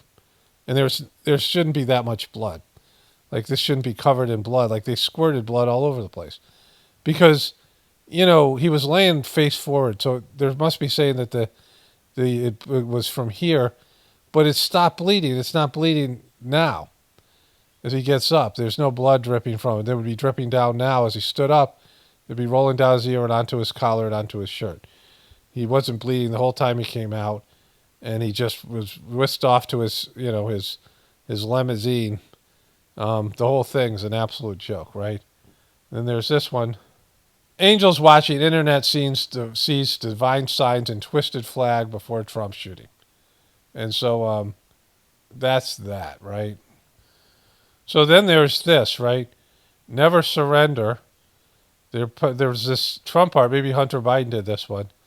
And this one with fight on it, right? Trump and this flag and all of it, right? This is the same flag that was twisted because it's on either side. And so they had this flag that was an angel flag, and it came down right behind Trump. And, the Trumpers are lapping this shit up WWD style. What a bunch of dopes. You might not see many pieces quite like this, or those who outwardly paint and support the former president. Why do you feel comfortable doing that? And why do you think that's important? Well, for me as an artist, it's always $100,000 somebody bought that. Something I see that's, if I think it's iconic or if I think it moves me, it wasn't about just, J.O. Jerusalem, New York City-based artist. Doing it because it's the president or because it was just a moment in history and I needed to capture that when the feeling was there for me. It's not just about being a Republican or being a political person, because I'm not really a political person. I'm just an artist. But if I could use my art to make a difference and help someone, help people's lives. So there it is, right? It's ridiculous. This is so staged and faked. But this is what they want you to see. This is the iconic moment. This is Trump being a courageous badass with a little boo-boo on his ear, a non-existent cut, some fake ketchup rolling down his face. And, let me put my shoes back on before I walk through this thing and do this performative deception to my followers. He's deceiving you. He isn't deceiving me. He isn't deceiving the liberals. He's deceiving you, right? The people who believe in this, that's the people he's gotten. He got you, right? He keeps on getting you, and he's pretty open about what a piece of shit he is, and you guys keep on falling for it. He's not even trying to hide it. Man. So this guy's from the FBI, or a local official, I don't know. Investigation. First and foremost, the assassination attempt on the former president, Donald Trump, last night was absolutely unacceptable and tragic. It was unacceptable. It was totally unacceptable. We're not going to accept it. We're not going to accept that. You're not going to accept that it was real. You're not going to accept that it was a bullshit. What are you not accepting? That's just unacceptable, young man. Front row Joes, they've been to 201. I hate to tell you that, North Carolina. Front row Joes. They've beat you 201. And they were to a rough one last week. That was a rough one. I remember I was so traumatized. It was so painful. I wasn't going to talk about it, but I think I'll talk about it for the 16th time here. They were sitting in the front row, and things were happening that weren't too nice, right?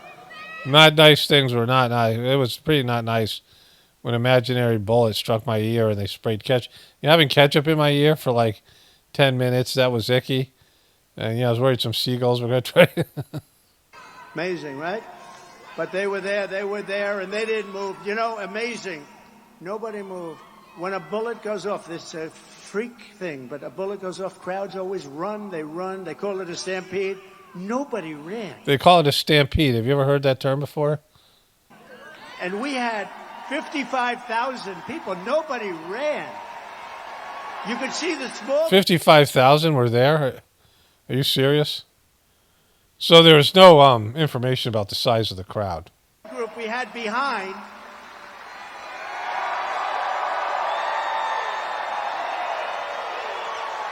And no, you could see the group behind because the camera was on. We had a tremendous, like hundreds of people from the press. We had cameras going on. And you could see behind me, they were like this. How about the guy right behind me in the black with the green hat? And he's looking like this.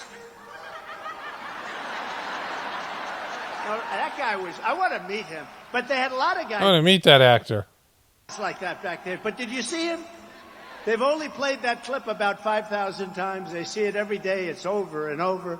But you see how brave. Normally when something like that happens, everybody but Richard will leave. Richard will stay. He's a tough cookie. But no, everybody scrambles. They run. Nobody ran. Same thing with the group out front. The group out front was the big group. Thousands and thousands of people. Nobody left. 50,000, you said. They just stood there watching because they saw that I was in trouble. Either I was in trouble or something was happening because I had a lot of blood on my hand. I checked out. I said, oh, gee, what's this? We saw your hand had no blood. There was zero blood on your hand. So, 0 blood. But no, they saw that. And when I went down, they saw that, and nobody left. It was like The whole thing is like a big love fest, let's face it. It's a whole big love It's fest. a big love. They love me so much. That's his whole thing. Like he's deluded by his own bullshit, right? It's amazing. We love you, man. We love you. Of course, I would have ran. Oh, look at this guy. He's got the flat. He's got the T-shirt. He's either already wearing this crappy T-shirt. We love you. Back the blue. We love you. That was a horrible thing. That was a rough thing. And say what you want, the Secret Service, the ones on this day, on the dais, these guys right here, the tough cookies, they ran. Tough cookies. Bullets were flying. Tough cities. Flying, and they were running right at me. And it was a rough, horrible time. And they said, "Sir, we have a stretcher for you." I said, "You're not putting me. I'm not getting on a stretcher." There's no stretcher. Stretcher. I said, "That's not going to look very good if I get carried out on a stretcher." Hello, everybody. Thank you, everybody. They said, "I'm not getting. Where are my shoes? My shoes got knocked off." They The non-existent bullet knocked my shoes off. tackled me so damn hard. But it was a terrible thing in so many ways. And as you know, we lost somebody who was fantastic. I wonder if they all took a shot at him when he was on the ground. Like they hate him. They all pig piled on him. Mr. Corey, fantastic. His family is fantastic.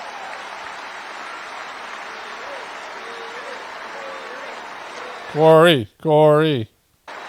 And two other great people. These are great people. I got to know their families a little bit. And, the public has really been generous to them, too. They opened up their hearts. I won't even tell you, the numbers are so incredible. But they opened up their hearts to the three of them. And these two were hurt very badly, but they're both now in pretty good shape. They'll soon be in very good shape. But I just looked down here at Front Row Joe's, and it just reminded me of that incident a week and a half ago, right? You were right there watching it. You saw it. We're not going to ever speak of it again except for, maybe in this speech and the next speech and all the way till, I leave office in 5 years. I want everyone to be wearing these T-shirts with me and the flag behind me. So here it is here. The court, which is their number one agenda. And we can't let that happen. We're not going to let that happen. We're not going to have anybody added. We're going to do it the way we've done it for many, many years. That's really a stopper. It's a stopper. The Supreme Court. And by the way, you can take a look. There have been many things that have happened over the last few years where there's been great uniformity on things that aren't necessarily conservative, but they did the right thing. That's tiny hands. What's supposed to be happening, and that's what's happened. They've done the right thing, but they can't pack the court. The hordes of illegal aliens storming across our borders will exceed 40 or 50 million by the time they're finished. That's what they want. They want millions. That's what they want. And the number, I believe the real number already, or very close, is 20 million people have come across our border. Think of it. Over a very short period of time, with 4 more years of Harris, who was worse than Joe Biden in a true sense and far more liberal, America will be decimated by migrant crime, demolished by fascism, ravaged by rampant inflation, and impoverished by the complete obliteration of American energy. They don't want any fossil fuel no matter what. In other words, good luck. I hope you enjoy walking to work. You know what makes electricity, right? Fossil fuel. Fossil fuels does, and water, and nuclear power. They don't understand that. It comes from someplace, right? It comes from fossil fuel. I'm here tonight because we must never let that happen. Our task is to defeat socialism, to defeat Marxism, communism, to defeat the cartels and the criminals and the human traffickers trafficking women. And that means defeating Kamala Harris in a landslide. We want a landslide. He wants a landslide. Landslide this November. We want something too big to rig. Too big to rig. Too big to rig. Too big to rig. Too big to rig. Okay, so that was their long friendship as well. Now, according to fresh polls, Kamala Harris is erasing Donald Trump's lead in the presidential race. A Fox News poll shows a statistical dead heat. See, she's getting a bump right now, like I said. Not that I'm rooting for Trump, because God knows he's a nightmare.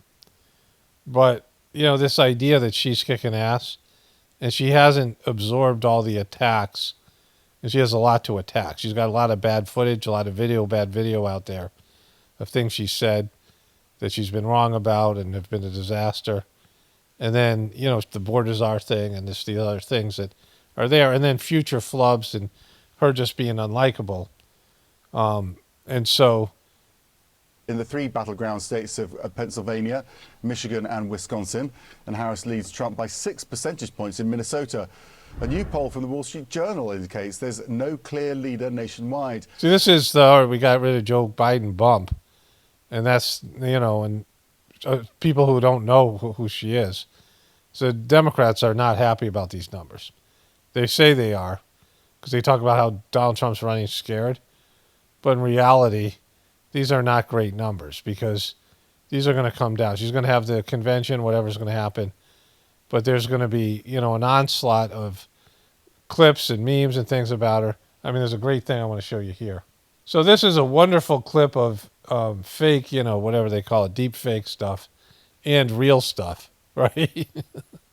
I, Kamala Harris, am your Democrat candidate for president because Joe Biden finally exposed his senility at the debate. Thanks, Joe. I was Thanks, Joe. selected because I am the ultimate diversity hire. I'm both a woman and a person of color. So if you criticize anything I say, you're both sexist and racist. I may not know the first thing about running the country, but remember, that's a good thing if you're a deep state puppet. I had 4 years under the tutelage of the ultimate deep state puppet, a wonderful mentor, Joe Biden. Joe taught me rule number 1, carefully hide your total incompetence. I take insignificant things and I discuss them as if they're significant. And I believe that exploring the significance of the insignificant is in itself significant.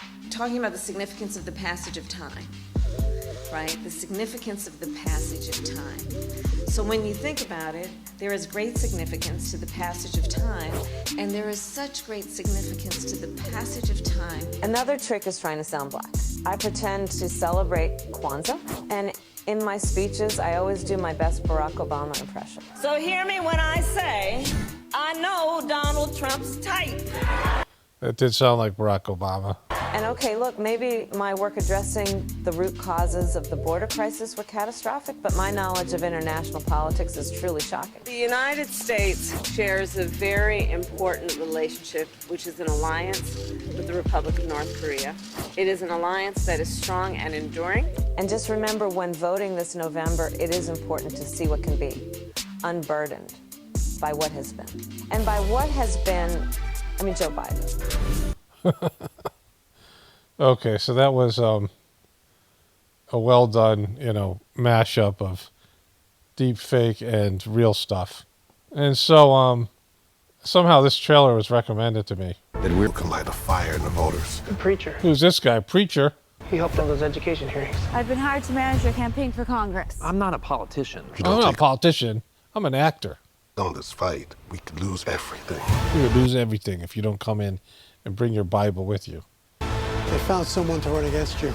Are we worried about a preacher? No, preacher's going to beat me. Look at Huckabee getting in on. Guess as a candidate for Congress, you're going to get a lot of questions about your faith. Well, maybe people are looking for more spiritual and moral leadership in Washington. You're making God an easy target for them, Pastor. Now, here it is. This is the money line. Pastor. God's not the target, Lottie. Our country is. God's just standing in their way. Boom. Well, that's what Trump said. God's not the target. The country is. God's just standing in the way. God doesn't give a shit about America, right? You know, I mean, God is loving everything, but America is not a godly creation. America and God have nothing to do with each other. You can be godly people, but America itself is not divine. I mean, just the country, the physical land, sure. The animals and the land, the air, the water, all these things, the divine creation, yeah.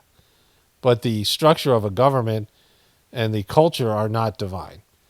And like when you start to conflate these things, which religion and has been a big part of the whole pro-America Republican theme for years now, it's complete bullshit. Because God doesn't care about a country. I mean, God doesn't really care about anything. God just loves. But in terms of keeping America going, that's not, a divine providence. There's no angels and flags. There's none of this stuff. God is there for everybody. It's up to you to connect to God, not through your country. Your country is a gatekeeper between you and the divinity within you, and they keep you from becoming a divine person. Most governments find a way to block your connection to the divinity within. I will not be made a fool of. I won't Yeah, stop you will. until your moral high ground crumbles Yeah, these guys will confront each other. beneath your feet. Tell them you're not ready to give that power up. You have the power to change things. Scott Baio. Scott Baio. Change Scott Baio. things. Not me. Not him. Chachi's involved here. You. In God we trust. God's not dead. In God we trust. Because, a lot of people have been worried that God has actually been dead now for a while. They've just been propping him up, kind of like Joe Biden, like Weekend at Bernie's. But now we know God isn't dead. And we know that this line that they're saying that God is not the target, the country is, and God's just standing in their way. What is this? They're equating Trump with God. I almost forgot this. Proud Patriots, first they tried to jail him. Now they tried to end him. Keep Trump fighting bobblehead. Stand strong and show your support. There he is, the bobblehead of Trump with his fist in the air and ketchup on its face. And it's, there it is. Keep fighting bobblehead. Keep that fighting going with the bobblehead. Proud Patriots. Voters think, aside from the historic numbers, she's also an apparatus of President Biden. So what are they thinking as her being the likely nominee? Well, swing voters are swing voters because they don't have an ideology. They look at the character traits and the attributes. They're simply not wedded to the Republican position or the Democratic position. That's first. Second is that they tend to be double haters, which is that they didn't like Joe Biden. And Double haters. Like Donald Trump. They're double haters. They hate both of them, which, kind of makes sense. She doesn't have the baggage of Biden's age. And that's significant because that was the number one reason why these double haters did not like Joe Biden. But she covered up for his age and his senility. But she does have the baggage of the Biden administration, the rate of inflation, the lack of affordability, the chaos at the border. But all this legislation that he did pass, the Inflation Reduction Act, the CHIPS Act, the Infrastructure Act. So we're only into it 72 hours or 48 hours. We're just starting in this process. And the truth is, we don't know the truth. We don't know how people are going to break. Thanks, expert. Thanks for showing up on this. You're polling expert. We don't know. Again, there's parts of the script that haven't unfolded yet. There's parts of the show. And I think they want Trump. That's, let me get into that in a voiceover. So he's really pushing this Christian stuff. He's not a godly person. He just isn't. And, anybody watching The Celebrity Apprentice or The Apprentice and knowing Trump before this, he wasn't a Republican. He wasn't conservative. The people who used to be Trump fans were New Yorkers. New Yorkers loved Trump. Trump had a huge, this big relationship with New York. He loved New York. He was Mr. New York. David Letterman had him on his show, praising him for fixing the ice skating rink in Central Park that no one else could do and doing it for less money. I mean, there was just all this stuff about Trump being great. He was on Oprah Winfrey. And liberals and conservative Christians didn't like Trump. I mean, not liberals. Conservative Christians and Republicans didn't like Trump. And, but then, he had an about face and ran as a Republican. And now people look at him like the second coming of Jesus. And here he's pushing more of this bullshit here. No longer will their DOJ and FBI be allowed to target, persecute, or round up Christians or pro-life activists and throw them in jail for living out their religious beliefs. And that's what they've been doing. They've been doing that at levels that this country has never seen before. And so, it's not, there's a demonization of Christians in the liberal media and then on the internet, right? Like, that's true. But this stuff he's talking about where people are being persecuted for their religious beliefs, in small cases, yes. But states have a lot of power. People who live in Christian states, it's hard for federal people just to, the federal government to interfere with these people in their lives and what they believe in. They get to your kids through the internet, but it's harder to do this, legally, like Trump's saying. They can demonize Christians on the internet, but persecuting them, that's a whole other thing. This is just Trump's pandering here. Americans of faith are not a threat to our country. Americans of faith are the soul of our country. All of you. You're the soul of our country. You built this country. You built this country. You really. Yeah, you took slaves and you took land from the Indians and you built this country. You did. You built this country.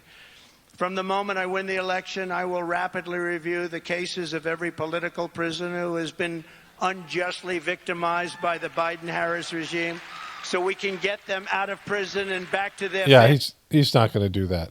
Families where they belong. There's many of them out there.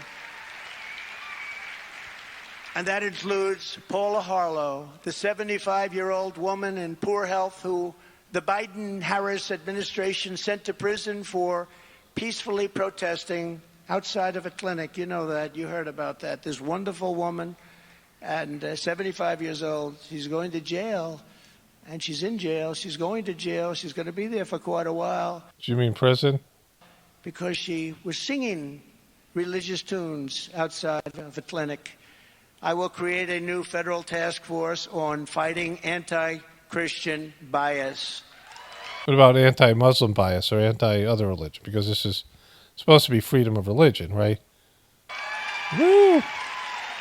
And its mission will be to investigate all forms of illegal discrimination, harassment, and persecution against Christians in America. The weaponization of law enforcement is the greatest threat. It used to be if you were against Christians, you were persecuted in America. When I grew up, that was the case. People who were, who said anything against religion or Christianity were demonized and canceled. And we saw it over and over again. Reasonable statements. You could make reasonable statements and you were basically disappeared. And, in terms of, back then there was no internet, so they would just, you would be ostracized and lose your job. Even possibly, locked, depending on where you were, right? So Christians have persecuted people. They persecuted Muslims. There's, of course, the Crusades, and they persecuted Jews and non-religious people and Irish people, and, they forced Christianity on people. There's a lot of that, a lot of brutality in Christianity, and justify it saying, well, these people are going to go to hell if we don't do this, which is not factually accurate, because this John 3:16 isn't a true thing. Jesus was still in his evolutionary path. All of us are children of God, and we have to find divinity within us. There's nobody who can die for your sins. Nobody can do all the things that claim Jesus can do. So that's bullshit, right? And, you have to take a look at that, understanding it's been doctored, and, there's power in religion and all these things. If you're going to take a look at all these other institutions, you have to take a look at your religion. And so what Trump is saying here is, again, not really factually accurate. He's blowing this out of proportion. But God is on the decline because they got your kids. Your kids don't believe in God, and some of them, most of them don't. And they're being indoctrinated by the internet and the liberal worldview, and they got them. Most of them buy into this in one level or another. And they didn't get the things we got. They didn't get religious training and education. They don't have good relationships with their families. They have mostly been educated and grown up on the internet, and they spend more time in the internet than they spend in the real world. And so they got the kids. The kids are done, and so they won. They won this thing because they have the future. Okay, so I looked up Paula Harlow, what Trump called her, and here she is here, and none of these are 75-year-old women, and here Paula Harlow is an actress, Paula Harlow, IMBD, so she's a woman with average body size in the adult industry in the mid-1980s. So she was a porn star. And so this is why Trump maybe remembered her. And so, and then another elderly pro-life activist sentenced for 2 years because her real name was Paulette Harlow. Not to be confused with the porn star that Trump did. Trump confuses this woman with a porn star. Or, a porn actress. I don't want to call her a star. We don't know. She's and she was an adult actress years ago. Another elderly pro-life activist sentenced to 2 years in prison, Paula Harlow, and she was sentenced for blockade of Washington, D.C. abortion clinic in 2020.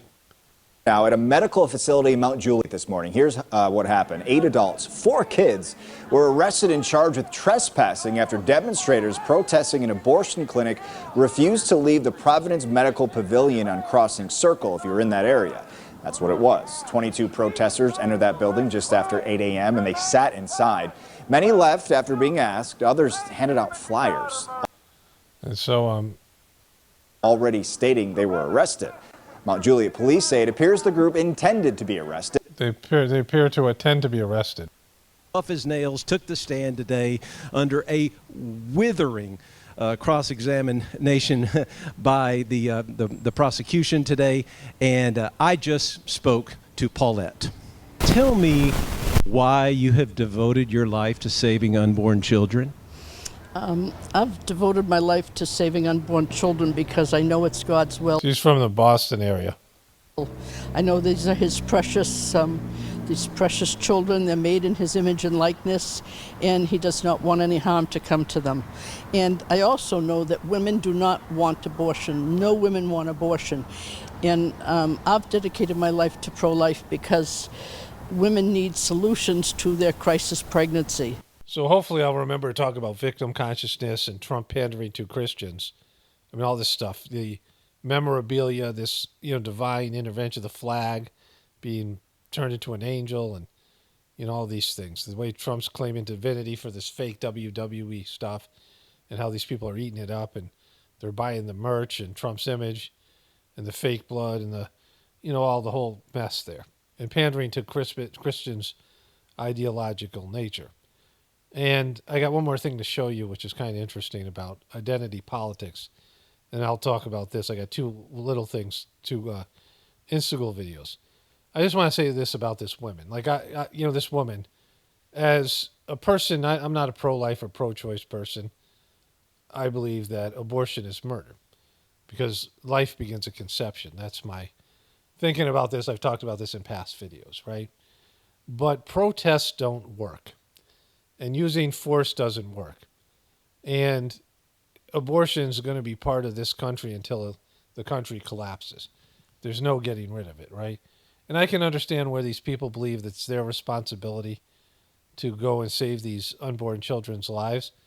But saving their lives is one thing, but providing for them and raising them with young parents who can't is a whole nother thing, right?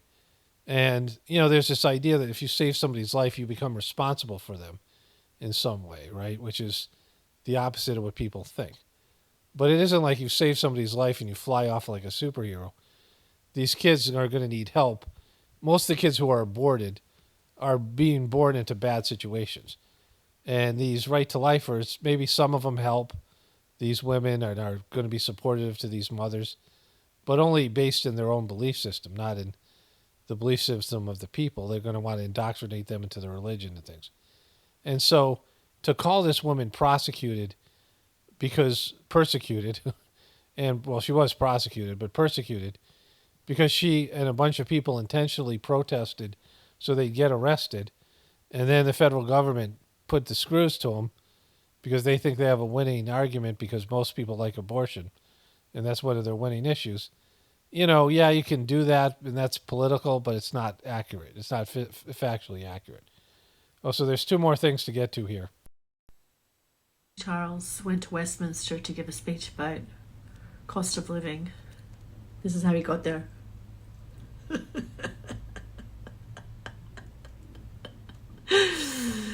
I'm sure the British people are going to really enjoy being lectured about tightening their belts as their monarch arrives in a gold-plated chariot carriage with his diamond-crusted crown. What a fucking stupid country. One of my viewers sent me this, kind of hilarious, but it's not, this would usually go on my other channel. It might go on here, but I'm not making contact with my other channel. I just want to throw this in here. And it kind of goes with this whole thing. But then there was this bit about identity politics. I'm going to just be real honest with this. She's a black woman. Yeah, because they skin folk, not Kim folk. I think it goes back to what somebody was saying, where it's not voting for someone, but majority will vote for somebody else just. Wait. Hold on. Let me line this out. I think majority is it only because she a black woman. Yeah. Do you not see how that's a bad idea? Elaborate. Okay, so we're in 3 proxy wars with some of the most powerful leaders in the world. She failed at the border, in which we have an estimation of 15 to 20 million people illegally into this country. That is literally overtaking and bankrupting Chicago to the tune of over $400 million per year, and they are in a deficit. Oakland is going out of business. San Francisco ditto. California, $65 billion deficit. New York, they're literally cutting trash, in which they are the rattiest, dirtiest city, and they've taken up resources as far as free healthcare, free hotels to the tune of $600 a day. They're literally taking over your schools. Your taxpayer dollars are going to fund the migrant crisis. She was supposed to be in charge of this. We have a failing economy. Every single day I see people getting on the internet talking about $30 an hour is the new minimum wage because inflation is fucking out of control. At one point, it was at almost 10%, depending on what city that you in. She has no policy, no record to stand on. One of the biggest things that she did in her career was lock up more black men than ever before. But we sitting here and vote her in office on identity politics. The very person that she was under as far as the president of the United States of America, she called him racist during a debate, which shows you how fake she is. And the only thing that we can stand on from a policy perspective is whether or not she's black and she's a woman. We did that during the Obama administration, and he didn't do anything for black people. As a matter of fact, y'all complain because the only person that he did, or the only group of people that he really stood for, is the alphabet community, and that's his landmark thing that he's still standing on today. So the only thing that we have to stand on is identity politics. That shit didn't work with Tiffany Henyard in Dayton, Illinois. It didn't work with Karen Bass. It didn't work with Lori Lightfoot in Chicago. It didn't work with Brandon Johnson that then took over her position in Chicago. It didn't work with Andre Dickens in Atlanta. It didn't work with Eric Adams in New York. It doesn't work across the country. Every single Democratic city is a hellhole. And we sitting here talking about identity politics? So there's truth to what this guy is saying, but the Republicans are playing identity politics too, and they always have, right? Tucker Carlson says all this stuff about identity politics, but white people have been voting for Republicans for years, right? It's been the party of the white people. It's always been the party of the white people. White people who are into being white people and want to keep white people power and white people whatever it is, right? I mean, it's always been the case. The Democratic Party decided that they needed people of color. And so they went after these, more fringe demographics, the various people of color, the LGBTQ, these things. And so they became the party of the people. And the Republicans were, for the most part, the party for white people. And they play identity politics. Trump is going after white Christians and Christians in general, but mostly white ones. And, you know, this is these evangelicals, and there's just these groups of people, these pockets of people. And the problem with it is you can't make everybody happy, because the policies that a president, you know, president is a puppet, and they have very little power to do what they believe in, and even to, you know, they would love to make everybody happy. Like if you were a politician and you could make everybody happy, you could pass legislation and do things where everyone was happy, you would have a great life as a politician. But every time a politician has to make a decision, that's why politicians hate voting on things. Because later on, if the thing goes south, if the thing turns out to be a dud or a bad move, the people will run against their doing whatever they did, right? And so when there's different competing demographics, my brother had two sons, and when his third son was born, he came home and said to the two kids, the pie has just been cut another way. Like there was a pie, and it was a very, small, like they're poor. And he said, basically you're going to have to give up stuff because you got another mouth to feed, which isn't the best way to bring a kid in.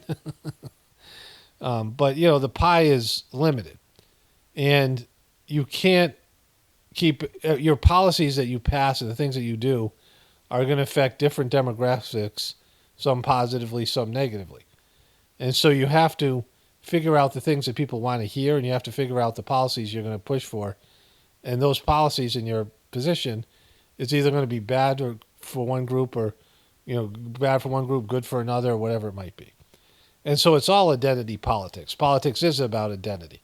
This Tucker Carlson bullshit, Trump is pandering to the Christians, not because he's a Christian, because that's what he has to do as a right-wing person. Like he has to get out the vote, and he has to pander to these people and tell them what they want to hear. I have the option to do that. Like I can get a lot more views and make a lot more money if I was a Trumper, if I was a Christian, or if I became a liberal or whatever it was. I know what people want to hear, and I could say it. But it's not what I want to say. It's not what I believe. So I would be, prostituting myself and saying things just for money or likes or views. Like we all can do that. And that's what politicians do. Like Kamala Harris could never come out and say that she knew Joe Biden had Parkinson's. Like she can't say it. She can't be honest about that.